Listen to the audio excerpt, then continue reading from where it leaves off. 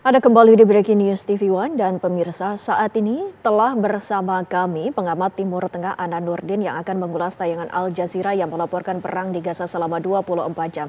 Assalamualaikum Pak Anan, terima kasih sudah hadir di sini. Kami meminta pertolongannya untuk menerjemahkan siaran langsung dari Al Jazeera. Kami persilakan tempat waktunya. Ya, sebentar lagi kita akan bergabung dengan televisi Al Jazeera. Di sana dikatakan ada sebuah berita tentang apa yang terjadi di Gaza. Dikatakan bahwa serangan pada hari ini terfokus di wilayah Khan Yunis di selatan jalur Gaza yang berbatasan, yang berdekatan langsung dengan wilayah Rafah, Mesir. Pada hari ini dikatakan bahwa ada satu rumah penduduk yang langsung dihancurkan oleh Israel. Dikatakan bahwa penduduk rumah tersebut memang diminta untuk keluar dan menuju salah satu jalan yang dekat dengan Khan Yunis. Tetapi wartawan Al Jazeera mengatakan bahwa ketika orang tersebut atau keluarga tersebut keluar dari rumah dan mengikuti instruksi tentara Israel, tetapi tetap mereka ditembaki dari jarak dekat sehingga beberapa orang terluka di jalanan dan bahkan salah satu anak kecil akhirnya meninggal karena rumah-rumah yang hancur dibombardir ini mengakibatkan minimal pada hari ini diberitakan ada sekitar 13 orang di wilayah Khan Yunis yang berdekatan dengan Rafah. Kemudian ada selanjutnya Al Jazeera mengatakan bahwa di rumah sakit Ashifa ada sekitar 10.000 orang yang mengungsi di wilayah rumah sakit tersebut, dan akan mewawancara seorang yang berada di rumah sakit tersebut, bagaimana kondisinya di tengah rumah sakit Ashifa yang terus dikepung oleh Israel pada hari ini. Saya sebetulnya sedang berusaha memahami apa yang terjadi di sini, sedang berusaha memahami apa yang dilakukan oleh penjajah Israel akhir-akhir ini sampai semua rumah sakit menjadi sasaran tembak, menjadi sasaran bom, bombardir di hampir semua rumah sakit tanpa kecuali. Saya sedang bagaimana menganalisa ini bisa terjadi, bahkan serangannya bukan hanya dari udara, bahkan tank-tank Merkava Israel juga mendekati beberapa rumah sakit, bahkan salah satu rumah sakit dikatakan di sana tidak ada tempat yang aman, bahkan tempat parkir juga dibom. Kemudian ada satu rumah sakit salah satu rumah sakit jantung di sana juga sudah dihancurkan. Saya sampai hari ini belum paham apa yang terjadi dan apa yang ada di pikiran penjajah Israel, khusus dengan rumah sakit Ashifa yang sampai hari ini terus membombardir wilayah-wilayah sekitar rumah sakit Ashifa dan seolah-olah menginginkan seluruh penduduk atau warga sipil keluar dari rumah sakit tersebut. Menurut Anda seperti apa?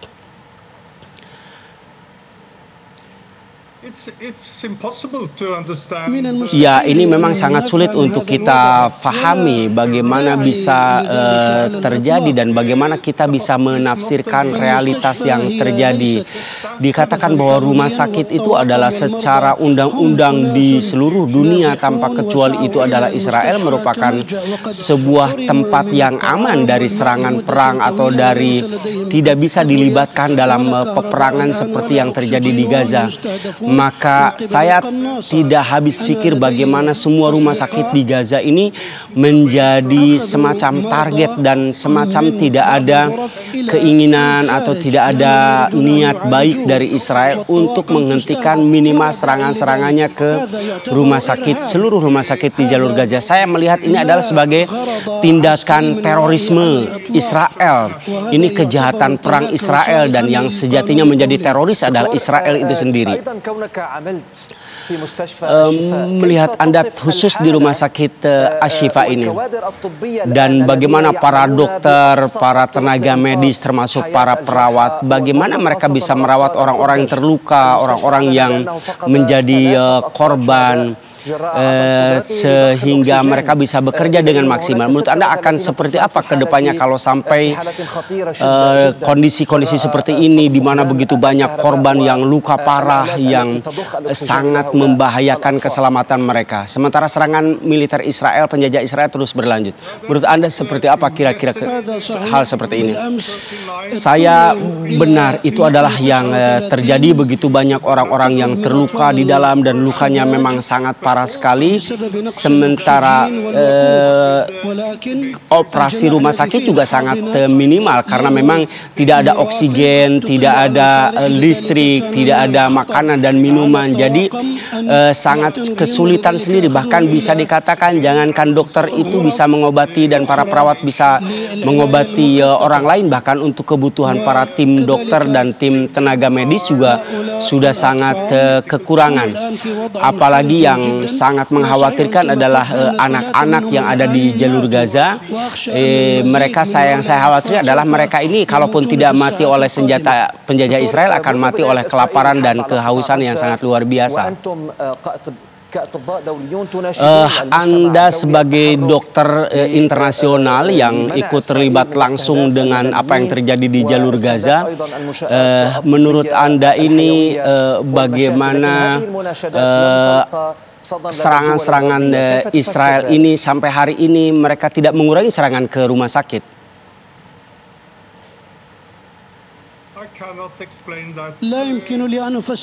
Saya tidak bisa menerangkan apa yang terjadi sekarang. Saya juga tidak bisa berkata lebih jauh dengan apa yang terjadi di sekarang karena dari logika saya ini sebenarnya tidak bisa terjadi. Ini tidak boleh terjadi. Mungkin ketika perang berlangsung hal ini sebenarnya dimanapun tidak boleh terjadi. Bahkan target-target atau objek-objek rumah sakit merupakan tempat yang harusnya aman dari serangan militer Israel. Tetapi pada hari ini bisa dikatakan target-target itu tanpa kecuali. Saya mengatakan bahwa itu adalah teroris, itu adalah tindakan teroris yang tidak berperi kemanusiaan baik di jalur Gaza bagian utara ataupun juga di daerah-daerah lain di jalur Gaza yang menjadikan mereka sebagai target utama. Mereka para pengungsi yang selamat juga tidak lepas dari menjadi target serangan Israel. Dan maka penjajah Israel memang kita tahu bahwa beberapa hari lalu mereka menyerang jalur Gaza utara, tapi pada hari ini mereka juga menyerang jalur Gaza bagian selatan, khususnya di Khan Yunis.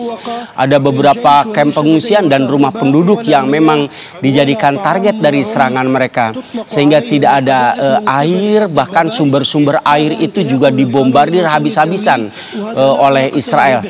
Maka saya kira Israel itu sengaja ingin membumi hanguskan Gaza tanpa kecuali, termasuk para warga sipil di jalur Gaza.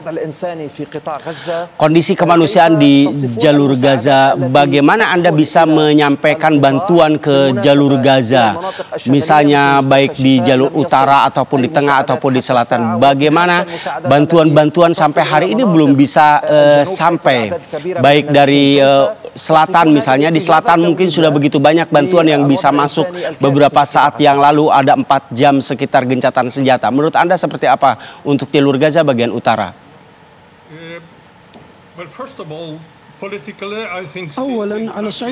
Ya, secara politik atau pandangan para politisi di dunia internasional ini memang harus ada perubahan dukungan kepada Israel. Dan ini politik ini para politisi ini minimal bagaimana mereka bisa memberikan bantuan-bantuan kemanusiaan, makanan. Ada 100 truk yang bisa masuk ke sana. Tetapi memang tekanan-tekanan politik yang dilakukan oleh dunia internasional pada hari ini memang bantuan itu jangankan mau masuk ke jalur utara, ke Gaza jalur bagian utara, bahkan untuk sampai ke Khan Yunis itu sendiri akan sangat sulit sekali, karena mengatakan bahwa ada kekacauan yang sangat luar biasa di perbatasan. Semuanya dikendalikan oleh Israel, semuanya mereka memeriksa jalanan, bahkan tidak sedikit akhirnya seperti truk-truk bantuan itu akan menjadi target dari serangan Israel itu sendiri, padahal mereka sudah sangat jelas merupakan bantuan-bantuan kemanusiaan yang akan disampaikan kepada orang-orang yang membutuhkan. Ini saya yakin merupakan awal sebuah krisis kemanusiaan. Itu adalah wawancara dari Norwegia, salah satu tim dokter internasional yang terus mengawasi rumah sakit di jalur Gaza.